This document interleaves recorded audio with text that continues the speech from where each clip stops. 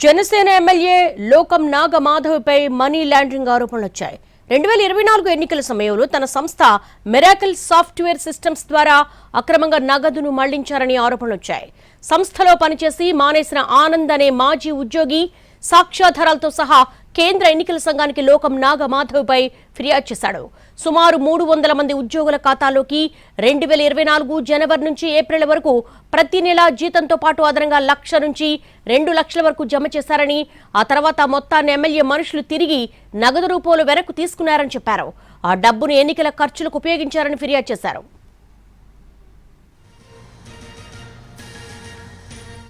Janasena MLA లోకం నాగమాధవ్పై money laundering ఆరోపణలు వచ్చాయి.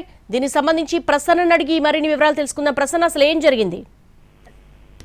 దేవి, జనసేన ఎమ్మెల్యే లోకం నాగమాధవ్పై మనీ లాండరింగ్ ఆరోపణలు వచ్చాయి. దీనికి సంబంధించి చర్యలు తీసుకోవాలని కూడా సీఈఓ జిల్లా కలెక్టర్ కు ప్రత్యక్షంగా లెటర్ రాయడం జరిగింది. అంటే 2024 ఎన్నికల సమయంలో ఎమ్మెల్యే నాగమాధవ్ తన సంస్థ అంటే మిరాకిల్ సాఫ్ట్వేర్ సిస్టమ్ గా సాఫ్ట్వేర్ కంపెనీ ఉంది.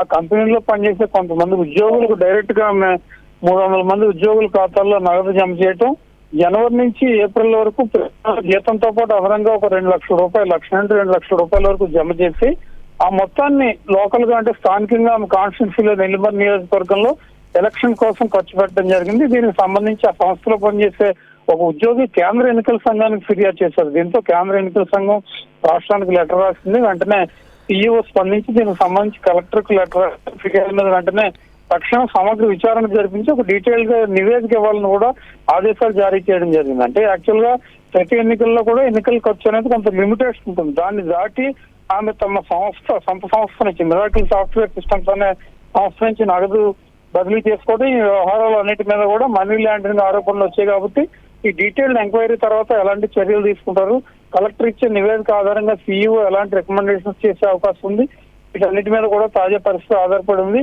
ఏదైనప్పటికీ 300 మంది ఉద్యోగుల ఖాతాల్లోకి ఒక 3 నెలల పాటు 2 లక్షల రూపాయల నగదు వెళ్ళటం, అది తిరిగి ఎన్నికల ఖర్చుల కోసం దాన్ని తీసుకురావటం, దీని మీద అన్నిటి మీద కూడా స్పందించింది కేంద్ర ఎన్నికల సంఘం. కాబట్టి నివేదిక వచ్చిన తర్వాత ఎలాంటి చర్యలు అనేది మనం చూడాల్సి ఉంది. Devi, all right Prasanna, thanks for the updates.